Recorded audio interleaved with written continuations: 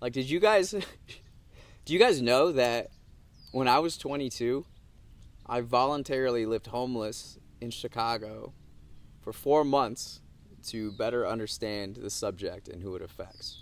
So the first month, I slept in parks, bushes. When it was forecasted to rain, I would sneak into buildings and churches. Then I entered a shelter program, and it was headquartered in Uptown. Ironically, where I live now, the neighborhood was quite different back then. In this alleyway, known as Blood Alley, for all the murders and drug activities back in the day. But there was this like homeless community and resources, but they didn't have overnight housing for single men and women, so they had contracts with overnight shelters in the city. And so I went to the west side of Chicago, East Garfield Park, every night for 2 months. And that's what my first book is about, Homeless But Human, is about that, the time in that shelter in particular, and the people I met and the stories and our experiences. But I haven't really shared it. And this is, I guess, something about me is like, and this is what I'm experiencing now too. There's a lot of parallels between the near-death experience of 4 years ago and also living homeless back when I was 22. And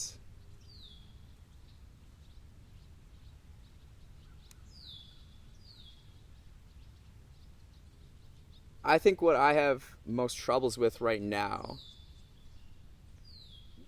with what's going on is how lonely I do feel, as far as nobody knows what I know.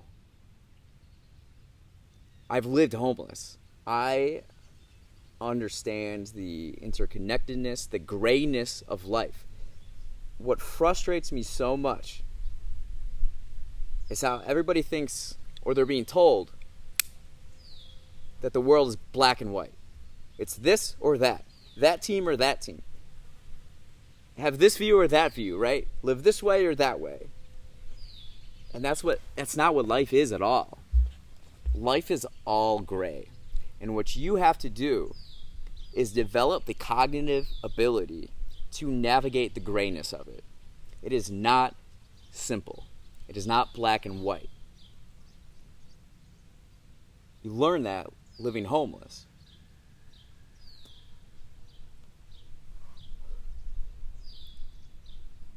And I had this conversation. So I was sitting with two friends after I got off the bar. So we were having a couple of drinks. I was drinking a Cabernet. Fred Sammy's drinking a Dewar's. And like, they said something that I never had considered. They confronted me. This is before this recent assault. They confronted me on me not sharing my experience living homeless more. And I said, I wrote the book. People can read the book. And he's like, no, you don't even promote it. You don't even do. You don't like talk about it all. You don't like. You're just sitting on all this like wisdom and knowledge. It's your ego. And I'm like, what? Because everything I do on a daily basis is to like reduce my ego and to live egoless in the world where I'm just a part of the universe and just one interdependent component of all of this. And I was shocked. And then my other friend confirmed it. He's like, yeah, that's ego. I'm like, what?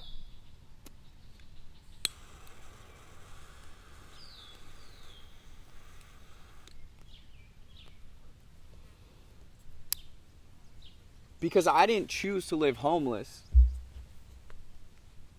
to like talk about it.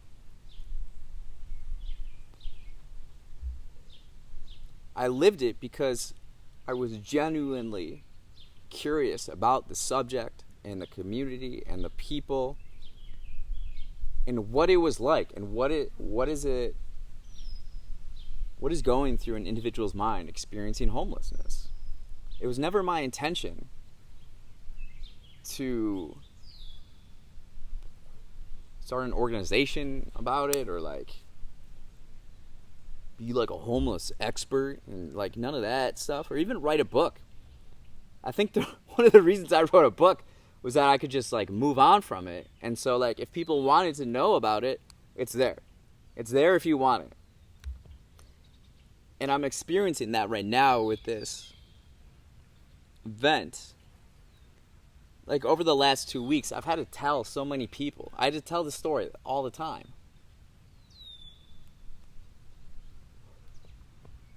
I gotta constantly tell this story. So when walking down the street, a couple blocks from the movie theater, I'm going to see Jurassic World for the second time so that when I talk to NASA's Kat Kennedy tomorrow in our podcast and we're talking about Jurassic World, I'll be more prepped, right? Then at a stop sign, SUV pulls up, doors fly open, 3 guys run at me with Uzi guns, demanding everything I had. I gotta tell that story over and over again. But I've moved on already.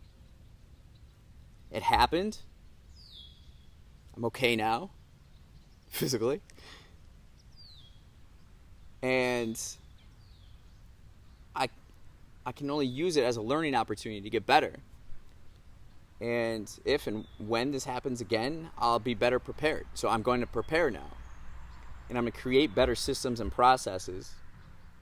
I've been telling everybody, like, I've been working really hard this summer on my systems and processes of everything I'm doing, backing stuff up, like creating, being organized.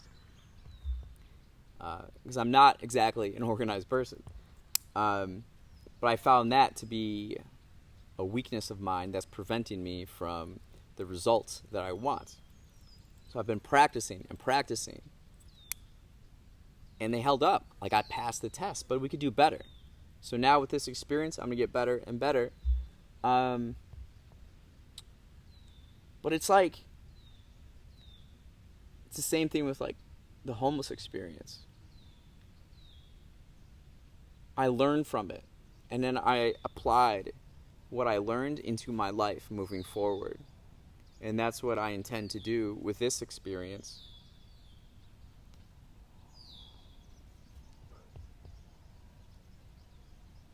I don't want this experience again. I never wanted this experience. But it's happening. It happened to me. And it's happening to others all the time. And that makes me really mad. I'm furious right now.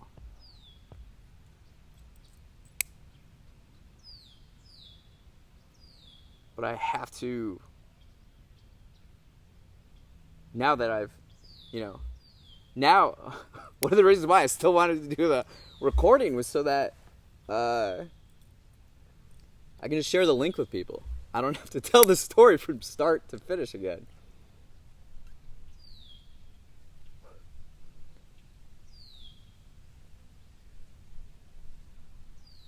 So I guess there's this,